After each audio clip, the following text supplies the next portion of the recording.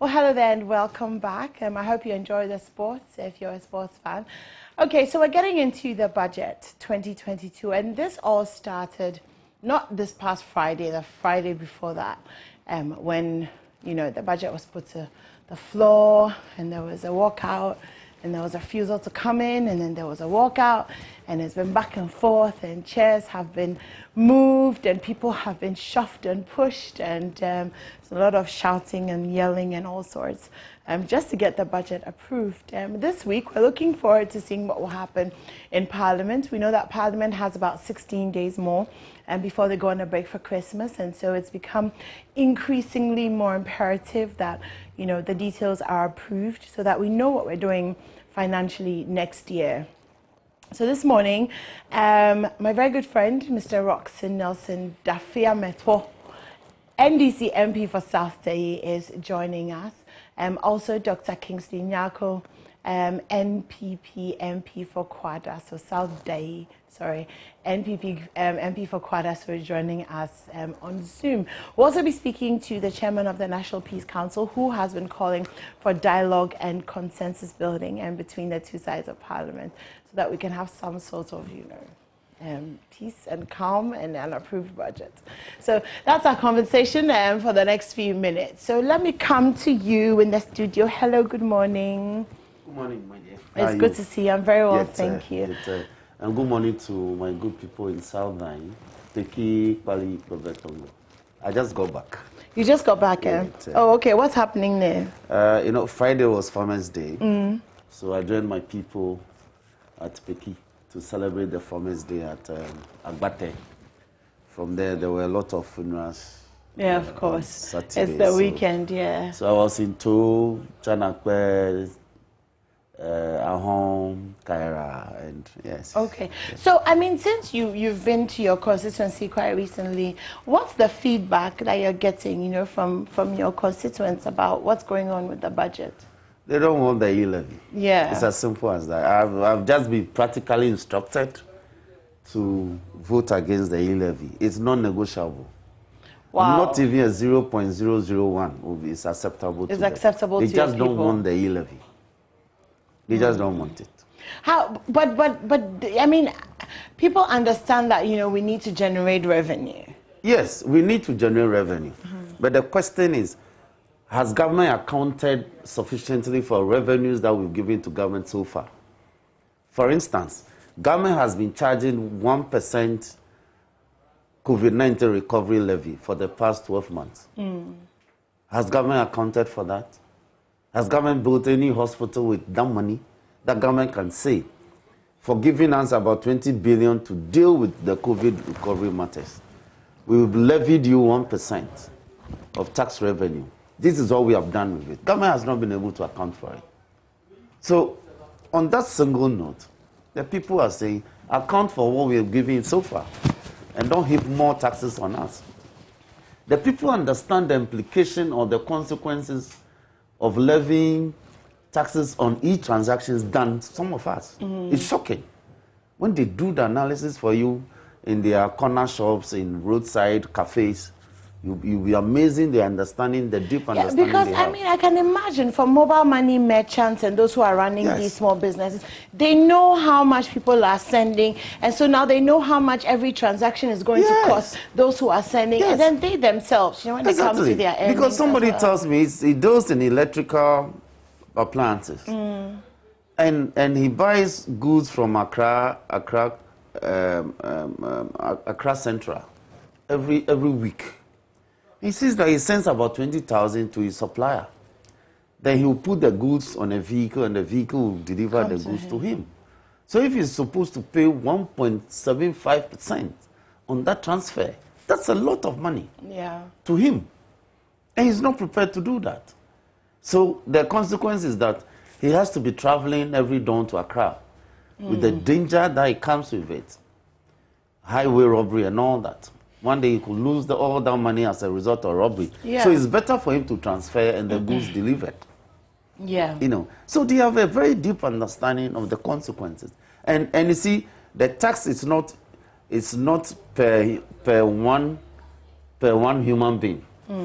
It's per transaction. Yeah. So if you conduct your businesses in about five transactions in a day, you pay that amount of money or the percentage of 1.74 on each transaction. On each transaction. And if the transaction falls into a chain of about 3-4 transactions concerning the same amount of money, government is taking the 1.75 on each level of the transaction. And let me give you an instance. Somebody calls me and says, oh, MP, I'm in need. And so assist me with some school fees. I need 500 Ghana for my son, who is in a training college. So if I transfer the 500 Ghana to that person in my constituency, I lose 1.75 of the money. So if I intend the 500 to get to this person in, say, Sanga, I have to find the equivalent of the 1.75 before the 500 will get to this woman in Sanga. If the woman decides to send forward the money to the son in a training college in Hawaii, she must find. Exactly, but she doesn't have it. That's why she called me. And it's the same 500 cedis. Exactly.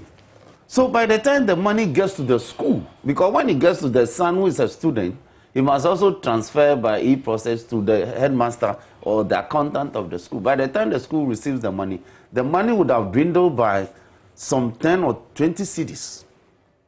And that is not 500. That is not the school fees. So how do you find a top-up? So it's a real problem.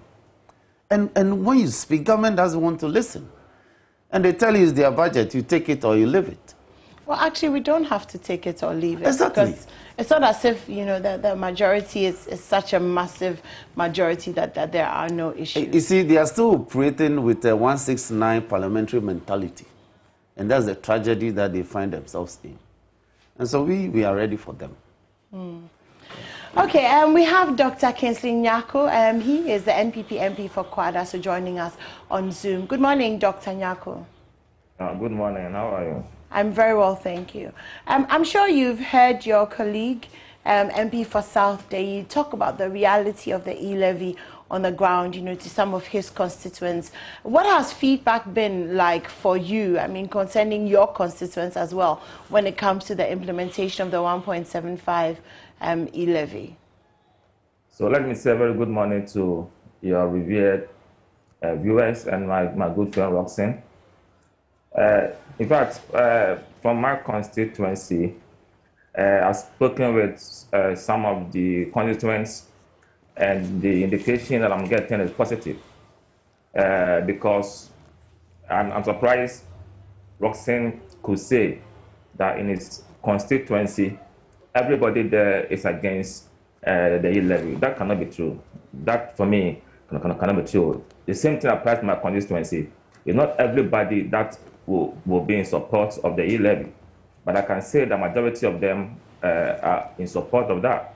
People have issues, and the issues for me might be legitimate. But to suggest that the E-levy is a no-no, for me, it is quite strange. We have to be fair to the issues. We have to know the circumstances within which we find ourselves as a country and what we can do differently to ensure that we move forward. Roxanne knows that as we speak, our debt stock is about 341 billion Ghana cedis. So we are torn between, let me say, two evils: going to the capital market to get some funds, going to the bank, or generating some revenue from within our domestic environment. Which one is better? Should we go out there and add to our already increasing debt? Or if you can innovatively get something from within our domestic environment to help us embark upon our developmental projects, I think it's something that is laudable, that we need to appreciate. Last time I checked, if you look at the macroeconomic convergence criteria for within our sub-region, among the primary indicators, every country within the sub-region must have a debt to GDP ratio of 70%. As we speak, we are about 77%. So we really want to go that tangent. Okay, so I think that my friend Roxanne and those in the minority myself, we need to find a way of engaging Ghanaians for us to know that the times we are in now, we must do something that can help us to move this nation forward. This hard stance, this no. For me, it is so sad, especially when during the era of the NDC, they imposed over 20 taxes, on us. Who complain? To the extent that they even tax condoms and all that. Who complain? We allowed them, to raise needed revenue to move this nation forward. So what has changed? We were in this country when, they imposed a 17.5% on financial services. Who complained about that? So for me, I think that we need to be fair to this country. This country must move forward, okay, in the interest of the people. I hear some of my friends from the NDC saying that this is our budget. This is government business that will suffer. In a way, I agree, it's government a budget, but they forget that government is of the people. If the government budget suffers, it's the people that suffer. So why don't we come to a certain convergent point and say that, look, let us do whatever will benefit the people. It is not true that the E-levy, is something bad. The last time I checked, last year, mobile money transaction in the country was about 500 billion Ghana cedis. And government is saying that, can we get a part of this, a minute part of this to fuel our developmental agenda? What is wrong about that? What is wrong about that? Roxanne was making a point that we need to account to the populace what we've used the COVID-19 funds for. My brother is a senior. He's a senior to me in the house, and he knows that this matter has been dealt with before in the house. But I can give him some information to that effect. For me, I know, for example, that during the COVID-19 era, last year, about 2.8 million people were provided with hot meals, and that is a fact. We also know that about 470,000 families were given food packages. We also know that about 38,000 nurses, additional nurses, were employed. We also know that frontline staff were given tax exemptions to the tune of about 36.8 million. We also know that the Ghana Enterprise Agency disbursed about 523.1 million Ghana cedis to a small, medium scale enterprise and all that. Okay, we also know that 11 million students and staff were provided with PPEs. We know that final year junior high school students in public and private schools were provided with hot meals. We know that 4.78 million households were provided with free electricity. We know that 10.1 million households were given free water. These are facts on the ground. So if you want accountability regarding what these monies have been used for. Hello, Dr. Nyako. Hello. Okay, so I appreciate the rundown of what the monies have been used for, but let's please not make it about that. That was a passing comment.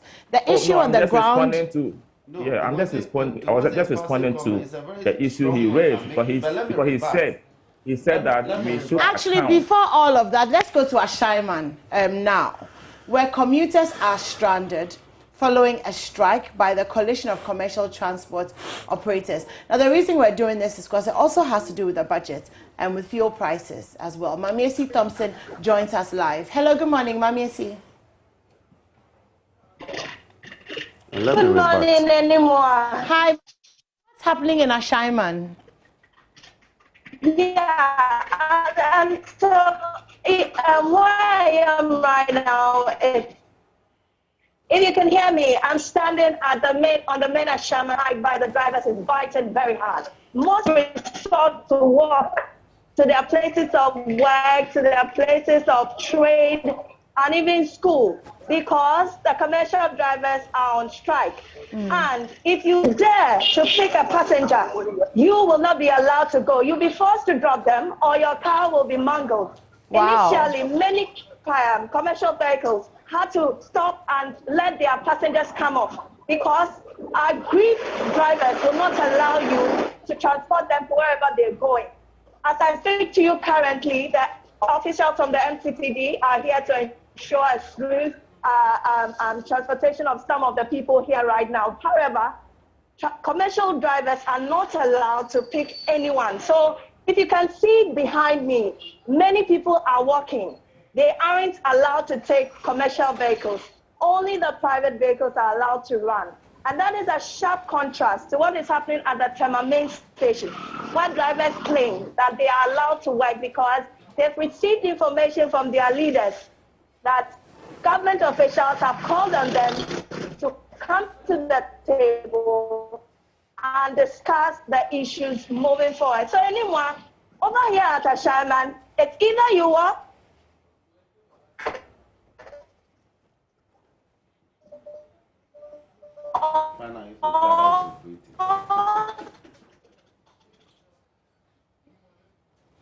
Okay, we'll go back to Mami Esi when that feed gets a little bit better. But this morning, and we're interested, if you're stranded or struggling to get onto public transport, go on our Facebook page and let us know. We've asked you how you're getting to work this morning, so we'd love to know how you are getting to work. And also, we're wondering if the Okada Actually, we're wondering if the Okada drivers are working as well, or if they're also on strike. Well, in the first place, Okada, they're not even supposed to be picking passengers.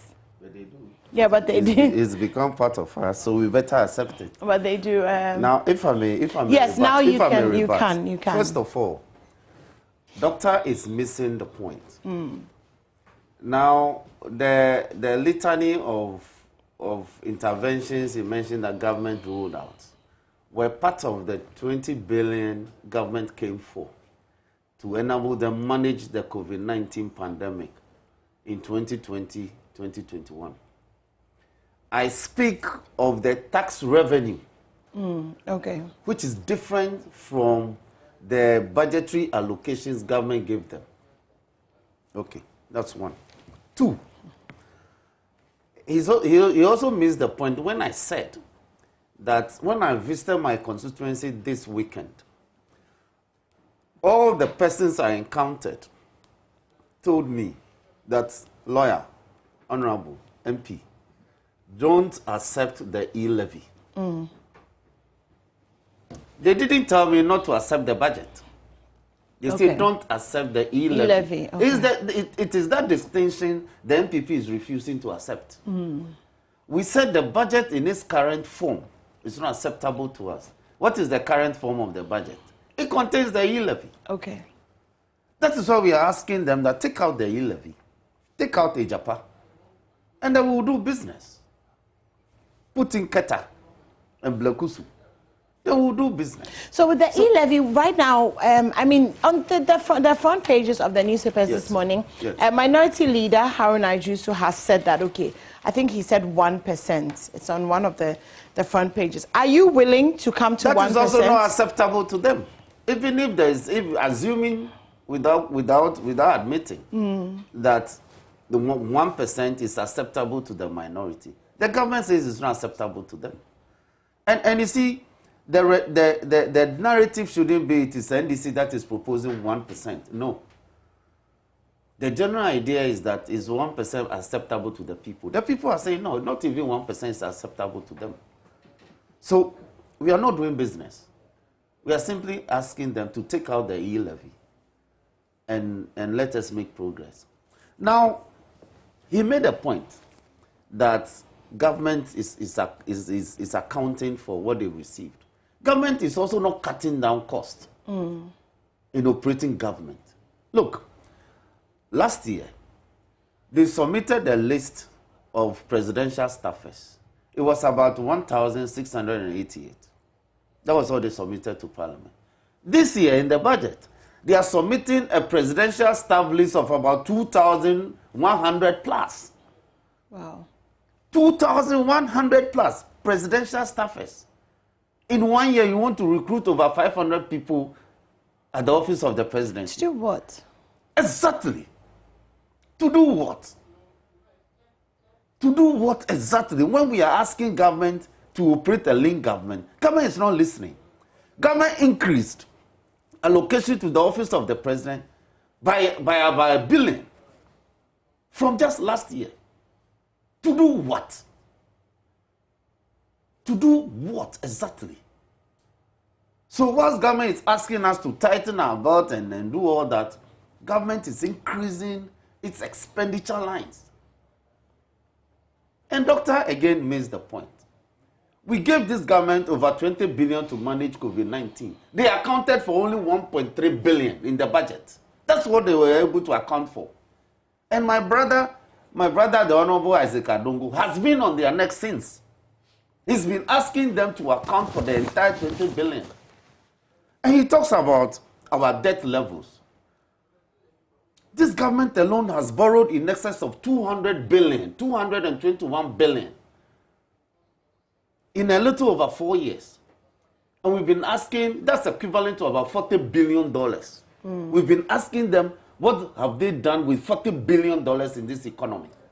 They've not been able to answer for it. And let's also get this clear. In addition to borrowing in excess of over 40 billion into this economy within 5 years or in a little over 4 years, government has also received the equivalent of about 250 billion in terms of tax revenue since 2017. So when you look at the revenue that's come to them from domestic taxes plus borrowing, this government has had in excess of about 500 billion to manage this economy within 5 years. The equivalent of about 80 billion. $80 billion. Do you see the effect of $80 billion in this economy between 2017 and 2021? So you see, no wonder they can say that an 80 million Ghana cedis that they get from road toll doesn't mean anything to them now. A government that is getting about 80 million Ghana cedis from road toll, government says is peanuts. That's an insult to this country. You go out and look for $5 million. You go and sign international agreements and borrow the equivalent of $5 million and $10 million. You are getting 80 million, the equivalent of about $50 million. You tell us that is pittance, you don't want it. So we should drive on the roads freely. I'm just back from my constituency. I don't have a single good road in my constituency. I've been crying to this government to do even a single feeder road for me. Don't do it. They came last year to do the road between Osebin through Enumboso to Tokwaleme. The road was in a certain shape that was manageable. You came to destroy the whole road and say you want to tie it. After they lost the seat, after they were looking to contest this. They contested the Sojaman, said they high on it. So they initiated projects like this to entice the people. When my brother implementing it, they've abandoned the road. And the road is in a horrendous state. So was Eastern Corridor until recently when the new contractor has come. So is Tudume Road. It's been abandoned for 5 years. So you enter my constituency, you just can't travel to anywhere without traveling on a very, very horrible road. Okay. And my people don't have water. I've been asking for Ghana Water to extend water supply to the section of my people in the Parliament Chanakpa area. They won't do it. And when we ask you to account for monies you have received, then you tell me that you gave hot meals to 2 million people. Okay, we'll come back to that and we'll give Dr. Nyako the chance to respond to you. But right now we're going to the Odona station. Michael Ashley is there and we want to find out what's happening there. Hi, good morning. What's happening at Circle? Circle here, and the indication that we are getting here is that they are working as against the earlier communication from their PRO of the concerned commercial drivers. The PRO said Abbas Imoro, he mentioned that they are going to be on strike starting today. There's going to be a sit-down strike. But here at this particular station, as against all other indications that we're getting, they are working. You can see from the shot in the background that work is just normal here, that nobody knows of anything regarding the strike here. So I can confirm here from this particular station that work is just proceeding as normal, as just any other day if you come to the station. I've been here since as early as 5 a.m. interrupting some of the drivers. The indication that I'm getting from them is that, well, they haven't been formally communicated to either through their local secretariat here, their regional secretariat or the national secretariat. Well, they have heard, I want to say, they have heard of the strike, but cannot confirm whether it's going to take effect at this particular station. Well, some of them also told me that what they got early in the morning before I came here was that they have been directed not to work. However, just before 5:30 a.m., there was another directive from this local station for them to proceed to work normally because no official communication has come through either yesterday or this morning. I will talk to some of the drivers. Their concerns, though, remain that they still want the reduction from the fuel pumps. They are calling on government essentially to take off some of the taxes from the that have been put on fuel, so that at least at the pump level the prices will come down. I'll talk to some of the concerned drivers here who will join me pretty shortly. And you can still see that work is proceeding normally. Nobody is on any strike here at this particular station. Let me talk to some of the drivers from this taxi rank where they'll tell me what exactly is happening. So, Chairman, please, your name? Okay, great. So, we know that there's supposed to be a strike, but how come at this particular station you are still working? Because it's a petrol. One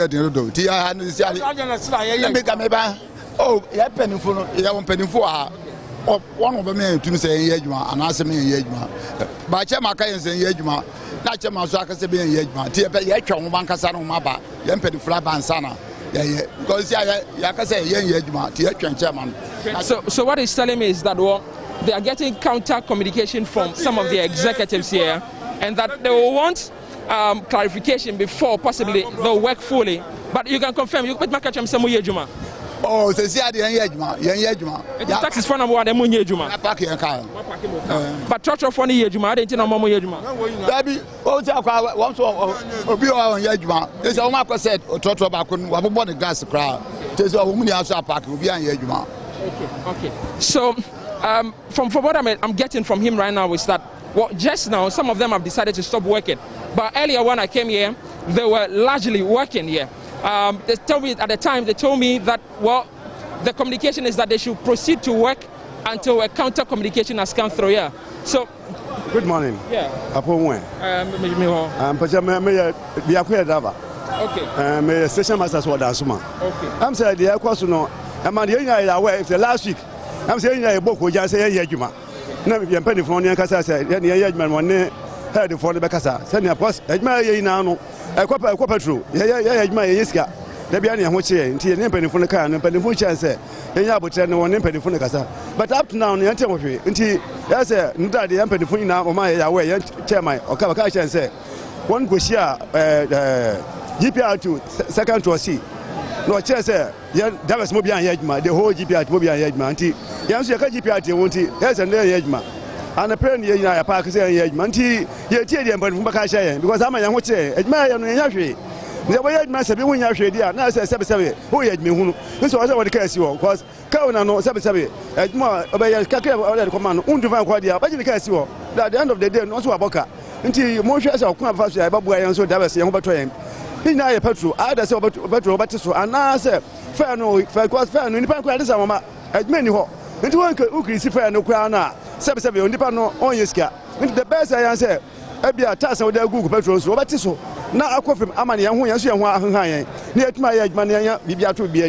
So all is reiterating are the concerns of the driver associations that they want the fuel prices, at least at the pump, to be reduced so that they can make some profit from the work that they do. He tells me that all they do really is just a cyclical way of doing stuff. That you get a little more money, you use all of them to buy fuel, and at the end of the day, you don't get so much.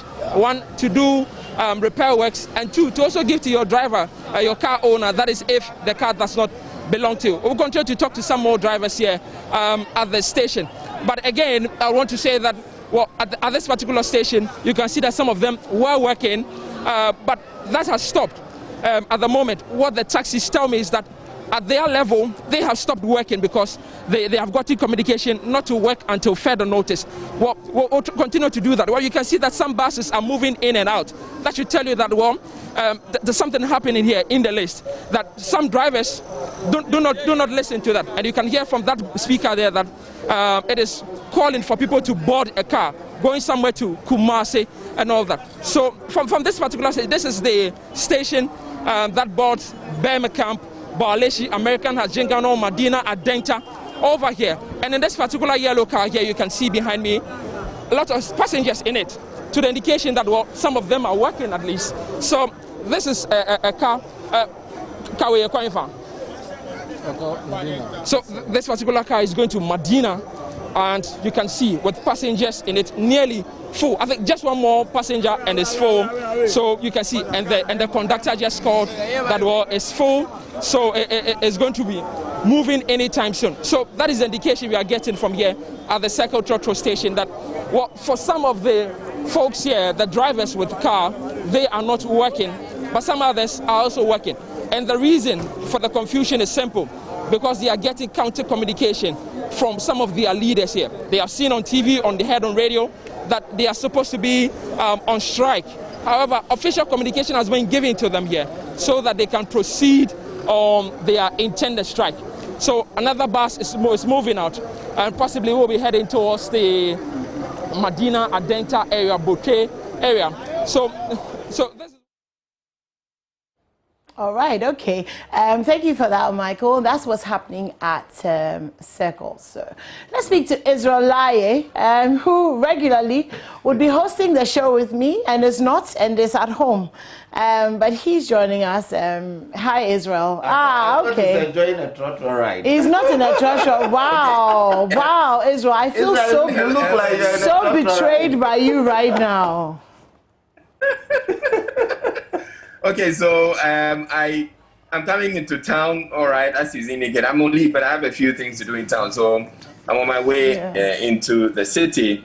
Then I got to American House traffic light, and there was a bit of a scene there, because there were these, I don't know what to call them, but probably, or most likely, they're working at the station there. And they were trying to prevent vehicles that were boarding passengers from that American House. They have a station there, and they were trying to prevent people from boarding.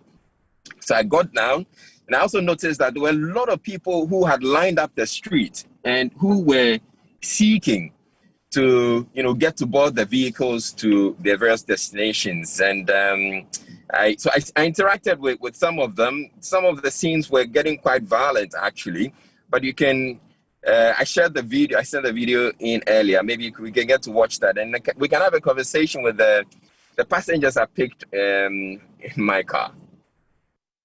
Okay, so please explain to me.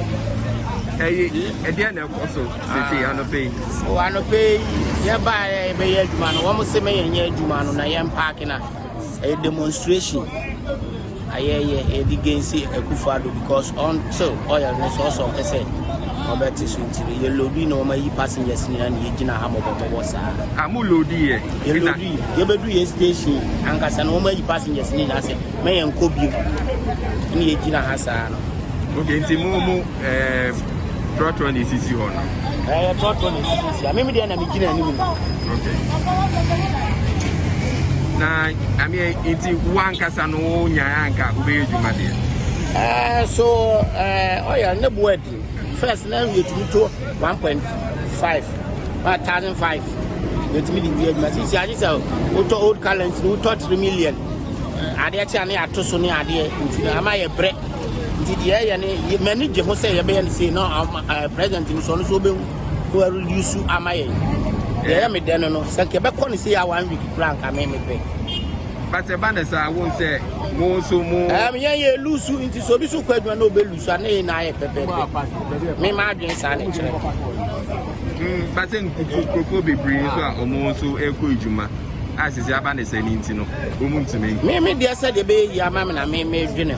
said yo ebe ko yama am dey ahwe nkwala wo fie ni ade e obi su ko aduma na no so anko ya na fi o man ni said ye bunu na enye ni ma dwen sa na kire it's wo dey o say ka nkan 1 week because ade achade say na na wo moto oil ne so sa wo moto so sa na na enye ntimi ngina fa ko de bia na ato so ba mo ti ase nso se oil na ye tutu so no enye Ghana hankwa ye de na yetu ha na ye de na yetu aha no ye hu de ye enu na wo se ko mo hwene wo mo tese so na ebi kan ya ye so ye to fa ngo no wo o man anu na wo se ka man information wo mo ye ne sa ba na mo ko ba smo na ewie ni na ye ni ba awie wo mu ni ala wo mo tese be ye be nye ye lo le je ba bi ni ba nye na ni yo mo tese gbe wa mi le leyin yo mo ma sa di jele gbe wo di jele bi go first when you hear this 1.5 or 2 no for sure benefit 3 million no buy fuel what do you mean you be an nye fenye ya ka shika chone ko ba se bi eneni kewa what on the station car what you know lolly ye ba se bi no matter how it is go awole make je no go koje no ba se bi enje I make sure go ba jia ade se le mi le ade se se wo ke nye ba jia me shi nye mi na ke shi nye ha ni meku memu akọ mogo ko ke bo ja outside no ba bia no ba yi mogo se ke mo ise final si pa ko ba o mogo ya bia no lo male ojo te yin egbe no wa ole yin egbe lo ko te ni wa ole na mogo lo ko sa ni le la mogo tun ni wo se mogo tun ni So as you can see, they're just ensuring that all the vehicles that come here, they can drop off the passengers, they can alight the passengers, but they are not allowing them to board anyone. And so if you look along the street, you see several people who are lined up, who are looking for vehicles to board to get to go. Okay, so I'm going to go back to Israel in a second, who has picked up some passengers in his car. But before that, let's go to Kaswa. Apparently, the drivers are enjoying themselves over there. Watch this.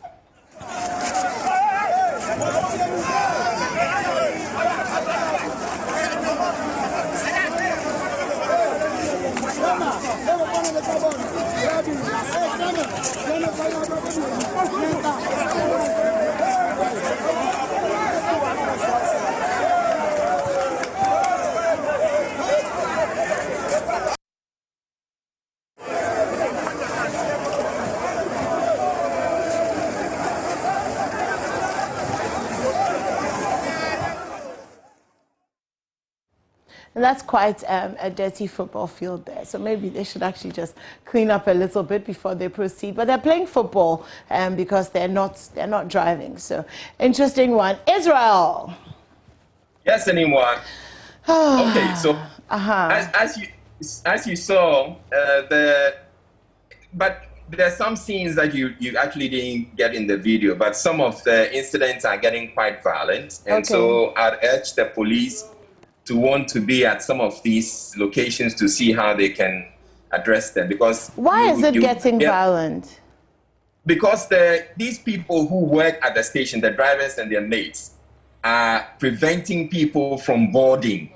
So if any driver gets to the place and you attempt to board, any commercial vehicle gets to the place and you attempt to board, they will prevent you and they will hit your vehicle. So I suspect it's going to get to a point where it's going to get confrontational. Because some driver or their mates may get out and they may want to attack anyone who may have, hit their vehicle. So it's something I think the police would help if they could get to some of these trust stations and try and avert anything that could happen. But and I'd also encourage people who are driving into town, and if you see people standing by the roadside, you should help out, as I've done.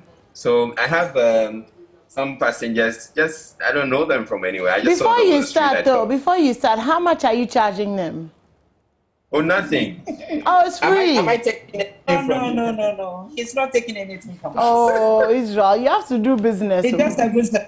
I have to do business. Seriously. Yes, seriously. So how much should I charge them? It depends on where they are going. Oh, okay. So where are you going? I'm going to Controller.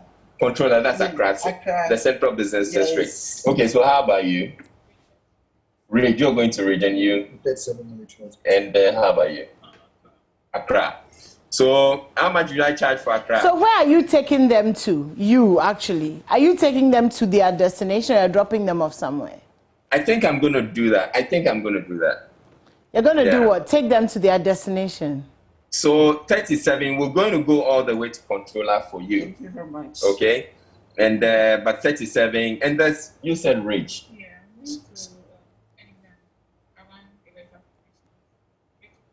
Yeah, I'll get you somewhere close enough. Yeah, so I'll try and get them somewhere close enough.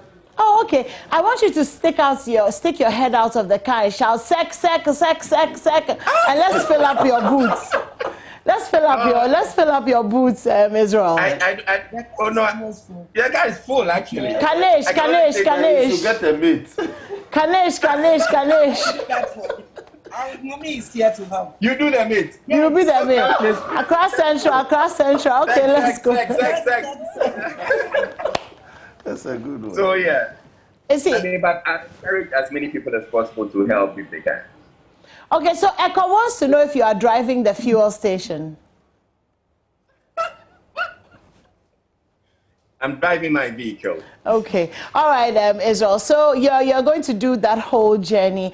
It'll be interesting to come back to you as you drive around town, if you can share your observations with us. Yeah, sure. But I can probably get them to share the experiences. So of course, go ahead. What has it been like for you? I mean, this morning, were you aware this was going to happen? I was aware since last week because the drivers tied a red bundle on their vehicle. Okay. So I was asked, what's wrong with this driver? Have they got to know? They said no. They said they want to go on strike. Okay.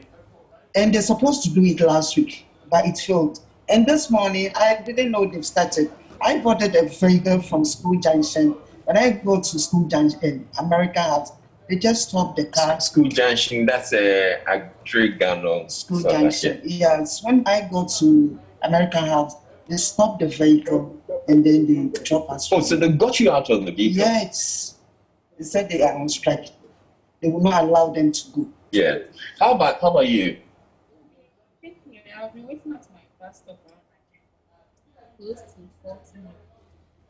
40 minutes? Yeah, I got there around 6:30. So I've been waiting until 7:10. And a car came by to pick just those people who are going to American House. So one person told him, if you get to the station, they're going to ask you to go back. So he did a U-turn. Instead of going to the station, he did a U-turn. Okay. And got us loaded people going back. So that he wouldn't be seen by the station people. Yeah. How about you? I stay around the American House area, so I just woke up early as 6:15 to be able to get to work very early because I had some things to finish up, which I couldn't do on Thursday, just to realize that these drivers had to work. And how about you? Yes, I arrived at the station.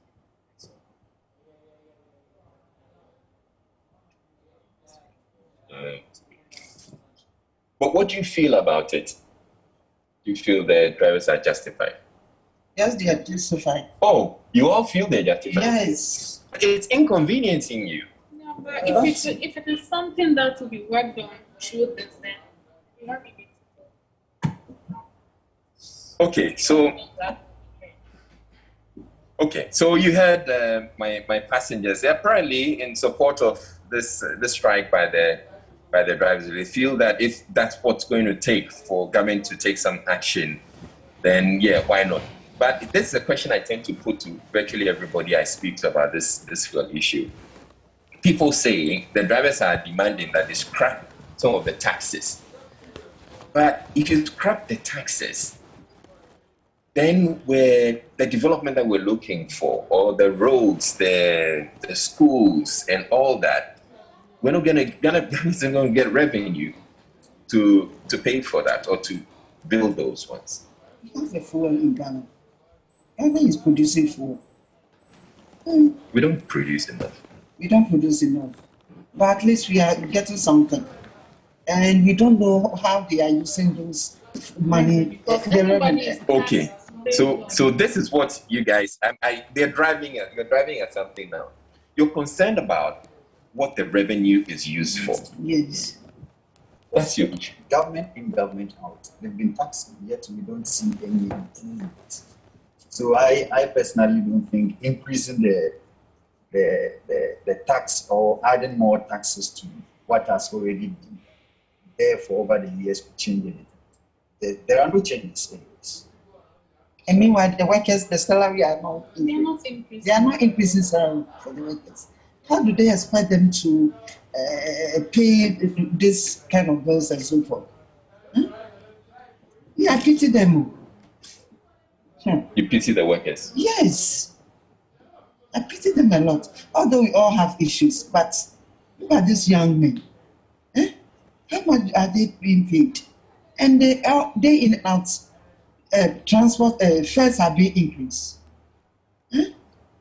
All right. So anyone, those are the view the passengers I have in my vehicle. I mean, they're making some very genuine and frank. We're having frank conversations. This is not a conversation you can say somebody is speaking because they're motivated by something. They're motivated by the impact of the situation in their life. I get that. Thank you so much. And of course to your passengers, thank you so much for sharing your views with us. Israel, if you miss work, come back to work, okay? Because this leave that you are on, I don't understand. Bring the trotro money. We don't understand the leave that you are on. Please. Come to work. That's Israel Laye, who regularly would be hosting the show with me, but has abandoned ship temporarily.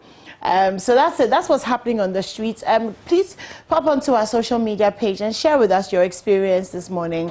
How are you getting to work this morning? A friend of mine just texted.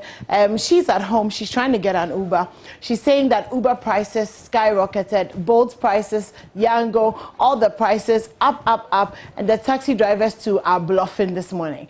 So I can imagine how frustrating it must be if you rely on some sort of service transport to get you to where you're going. Okay, so let's come back into the studio. And all of this is in the budget. All of this is in the budget. This is the real economy. Yeah, this is the real economy. This is the real economy. So people should stop issuing highfalutin sounding words about the budget. This is the real effect of the budget. Yeah, so you know what, let me ask Dr. Nyako, because Dr. Nyako, if you're there, I'm sure you've been following, you said that your constituents, are not complaining largely about the E-levy, because they seem to be fine. But you're also watching and seeing people struggle because, transport fares have gone up, fuel prices have gone up. I mean, are you of the view that all of this is okay, and we should accept the budget as is and kind of just, move on and try to get through this? Or are you willing to compromise, meet the Ghanaian public halfway?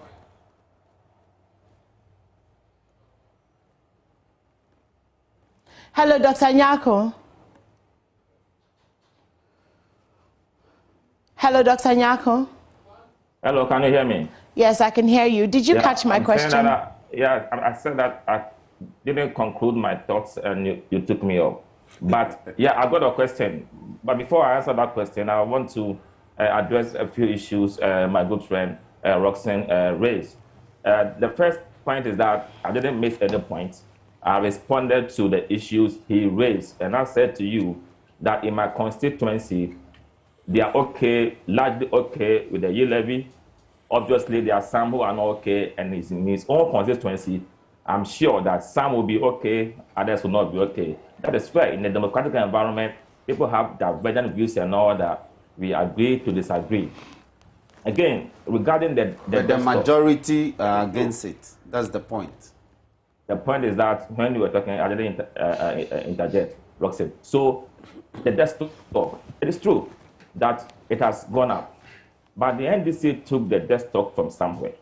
They met a debt stock of 9.5 billion. They took it to 122 billion. We have increased it.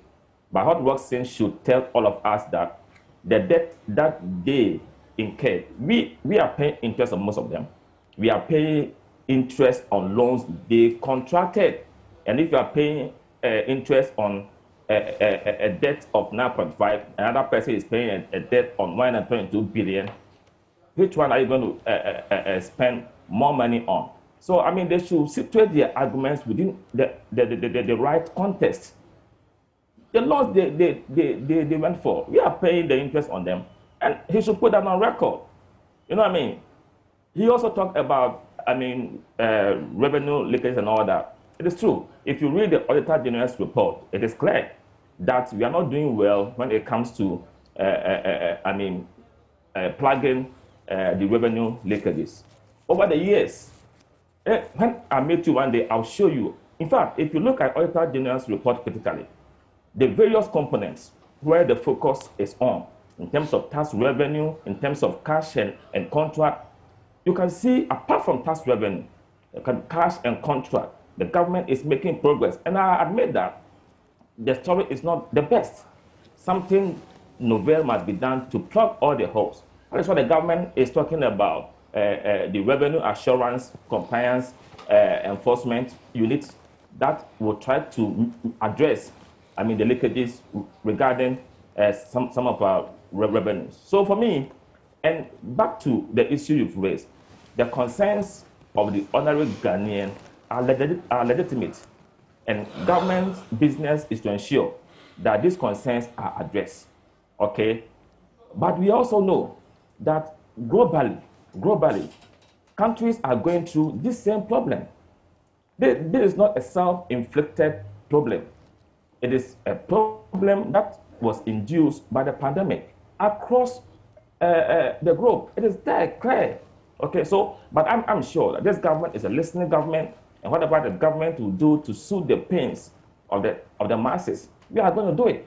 It's not like the previous government, Roxanne's government, that were not adamant to the plight of the people. When they introduced the 70.5 VAT on financial services, and Ghanaians were complaining, my good friend Felix Kwatifosu said that we're not going to reduce it.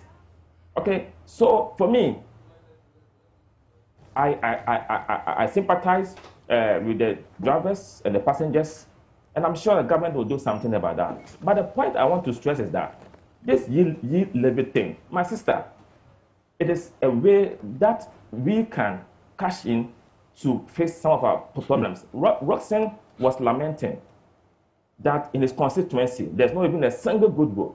But they told us when they were at the helm that they fixed the roads. You sat in government for 8 years, and your constituency, you couldn't fix your own roads. That is why we are saying that we need some money to be able to fix the roads in my good friend's Roxanne's constituency, to give them schools and all that.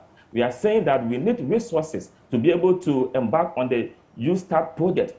These are interventions critical that will help us to, move away from the economic challenges that we are finding ourselves in. Before the advent of COVID-19, this economy was doing well. The economy was put on the path of recovery. The evidence is there. GDP growth was positive. We have moved from a fiscal deficit of about 6.8 to 4.8% in 2019. You know what I mean? So the growth under their watch averaged about 2.7%.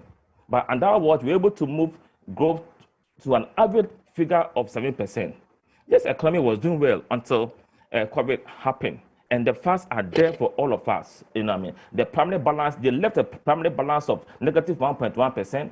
We were able to do surplus primary balance in 2017, 18, and 19 before COVID-19.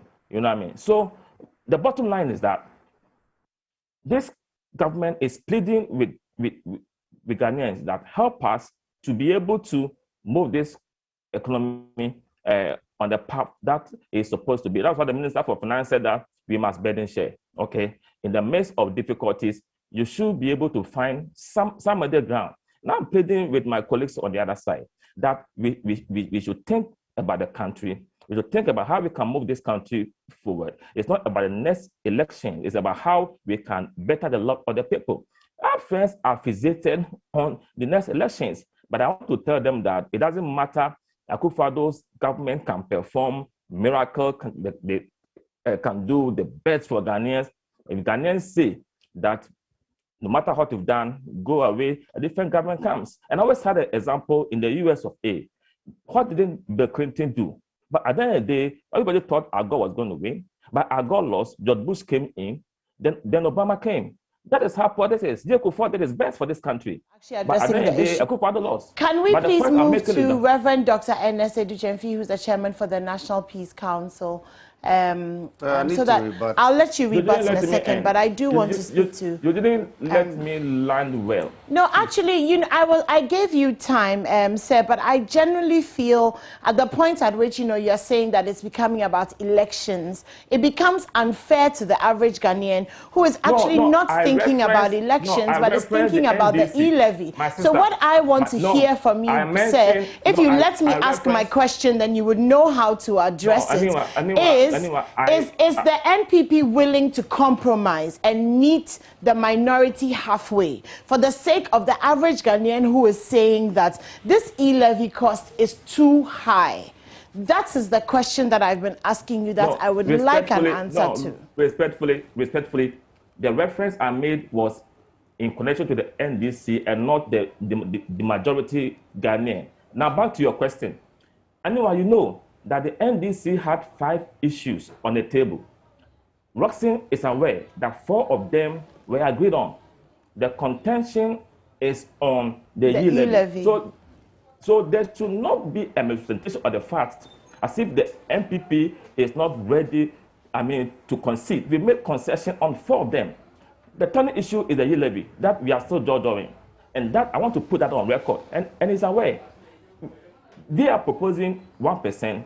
Haruna Iddrisu said that. We are not proposing 1%. They've done. We are not proposing 1%. It's your budget. I heard your leader. We are not proposing 1%. No, that is not the narrative. No, Roxanne, that is not the narrative. On record. Your leader is on record. That is not the narrative. You brought the 1%. Okay, so what we're going to do now is we're going to speak to Reverend Dr. Ernest Edu-Gyamfi. He is the chairman for the National Peace Council, and he has been talking about the importance of dialogue and consensus building, which is what we're trying to do this morning. Good morning, Reverend Edu-Gyamfi, and welcome to the AM show. Hello, good morning. Good morning. Okay. Thank you for joining us this morning. So we've read through, you know, the statement that was released by the National Peace Council, and we know that your concerns are about dialoguing and coming to some sorts of consensus. So how do you think that this is going to be achieved? And do you actually think that the two sides can come to a place where they can agree without it being about politics or about the next election, but actually about the average Ghanaian? Well, I think the concern of the Peace Council is that the two parties will be able to sit down and dialogue. In terms of the politics bit of it, we leave it with them. Well, our concern is for the good people of this country. And the fact that the tension does not only stay in Parliament, it spills over. Their supporters and other people get involved, which does not augur well for the peace of the country. But since they've set up this committee, joint committee, deal with the matters, and they've had this long weekend, we are hoping that by the time Parliament reconvenes tomorrow, they would have come to some agreement. At least those were the assurances that we had from their two leaders. And we trust that being honorable men and women in the House, they should find solutions to this problem. Okay, so from speaking to them last week, you really are hoping that this week they will come to a place where they will compromise. But moving forward, Doc, the thing is, doesn't compromise in this situation look like a loss, sort of, for whoever doesn't get what they wanted? And what are their thoughts, you know, when it comes to, you know, that sort of compromise where it looks like you've actually lost as opposed to, you know, the average Ghanaian has won? Well, anytime you go to a negotiating table, you win some and you lose some. So those things are likely to happen.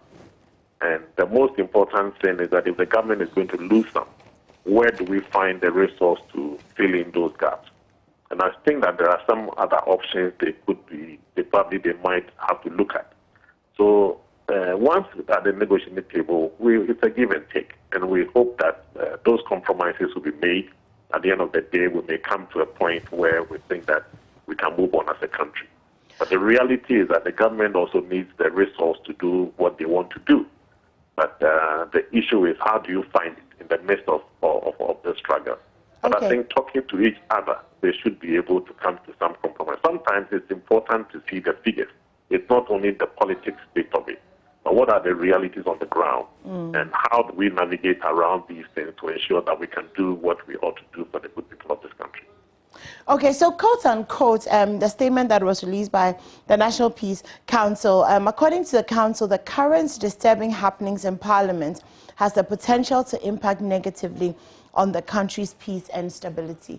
Now, we've seen this kind of, I'm using behavior very loosely and respectfully, but we've seen this kind of behavior from our parliamentarians, starting from the beginning of this year, and then over the past week or so, you know, where there's a lot of back and forth, there's the shoving of chairs, there's the shouting and the calling of names and all of that. Were you able to address the behavior of these parliamentarians as individuals, and what's that impact, the impact that has, you know, on Parliament as a whole, on those of us who are watching?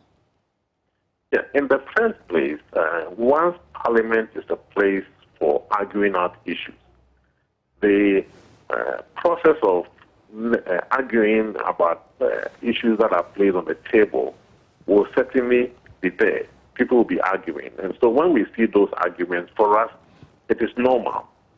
It is when those arguments get the better part of them and their emotions go beyond a certain level, that is when the concerns do come in. But in terms of arguments in Parliament, it's normal. In all other parliaments, people speak, it's a give and take. But when the argument gets the better part of them, where they become aggressive, those are the things that are becoming a major concern to us. And I think that speaking to those leaders, they recognize that Ghanaians are unhappy about these things. And so they themselves should find solution to that. And the assurance we had was that in the negotiations they are having over the weekend, they are trusting that by the time they go back tomorrow, those things will not happen again. They would have come to some consensus so that they can move forward. Okay. All right. Well, thank you very much for joining us this morning, and we trust that you will. It's my pleasure. Okay. This is, you mean Dr. Yes. Okay, Doc. Please don't go. Yes. Okay. Go ahead. First of all, to a lot of us in the NDC, the Peace Council has become a political institution. Oh. Yes. We are not happy about the Peace Council. Okay. Because you see, in January this year, we were supposed to elect a speaker. One particular party decided to scatter the election when they knew they were losing. The Peace Council kept quiet. A member of Parliament actually took votes and ate it and chewed the votes. They kept quiet. Up to now, they've not spoken about that matter. An attempt to undercut the authority of Parliament. They kept quiet. A government has brought its own budget. You laid a budget. You participated in a vote. You lost the voice vote. You call for a division. Then out of immaturity, you walk away. The Peace Council kept quiet. They refused to condemn the NPP for the things they did in Parliament. They kept quiet. When tomorrow will be a week, they came back and attempted to usurp the powers of the Speaker, a decision the House took with the Speaker sitting. As soon as the Speaker went on medical leave, they came back and reversed it. The Peace Council kept quiet. Then you come to Parliament and pretend as if the NDC is part of the chaos happening. It is only one party that is creating the chaos. NPP is refusing to play it fair. Anytime they are losing, then they will introduce hooliganism. Why? You won't call the people to order, then you bastardize the whole institution as if it's the entire institution that is in chaos. It is not. NDC, we are always ready to play by the book. You bring your budget. There are tax issues. You are saying take the tax out. You won't do it. And you want to use other unorthodox means to pass your budget. Who does that? Okay, do we still have Doc Saidu James? Who does that? Hello, Doc. Okay, we lost him. We'd have loved to have had him. And so let me use the opportunity to. Okay, you have 2 minutes. Yes, and then we I'll have use to the move opportunity on. to react to Doc. Doc says they are borrowing to pay the interest, to pay interest on borrowings done by the NDC. Did the Republic or did the Fourth Republic or the Republic of Ghana started from 2009? Didn't Kufuor borrow? Didn't the NDC pay the interest on Kufuor's borrowing? Didn't Kufuor's government receive a debt relief in so many billions under the HIPIC IMF initiative? So what is it talking? When they have nothing to say, then they throw in some of these things. So he should stop that pedestrian argument. The issue is that they borrow so much and they have nothing to show. 2, look, I have made the point that the government is not reducing its heavy expenditures in terms of running the government. He hasn't tackled that. This government wants to levy us on e-transactions. Then you turn around and say that you want to use a middleman to do that. And in order to do that, you are going to spend almost $50 million. That is $241 million as the transactional cost to collect E-levy. How? How is it that GRA is not capable of collecting E-levy? Already, there are traders who collect VAT on behalf of government. Do they charge government for that? There are institutions, agencies that collect withholding tax on behalf of government. Do they charge government for withholding taxes and paying to government? But government want to tell us that now the telcos, talk tax. We already pay tax on communicative, we call it communications tax. The telcos collect and pay government. Do they charge government for doing that? So why would this government tell us that to introduce and implement the E-levy, they need to spend as much as, and they were able to estimate to the last cedi. It is not a global estimate like 250 million. They were able to say that it will cost them 241.9 something million. So they know exactly to the letter how much it will cost. Who is this middleman? Who is this company they want to give the job to? Yeah. So if we are interrogating the issues, they should learn to pay attention to the issues we are raising. Okay.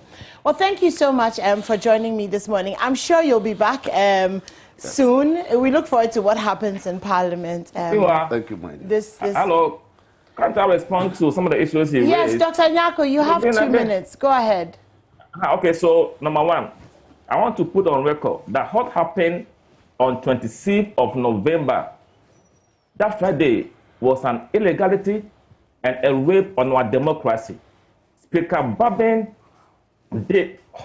will go into our history as the most bizarre ruling in the House. The House was properly constituted. The House was properly constituted. You have engaged in hooliganism and illegality. I won't allow you to say this about Bagby. You lose a vote and you walk out. Read your standing orders. Read your standing orders. Whether in order 113 sub 5, whether you don't have a right. No, whether you don't have a right. Walk away from the vote. I think that we need to let Dr. Nyako.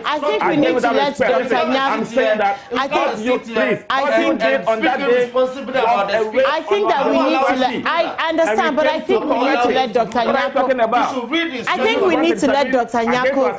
Dr. Nyako, please make your case.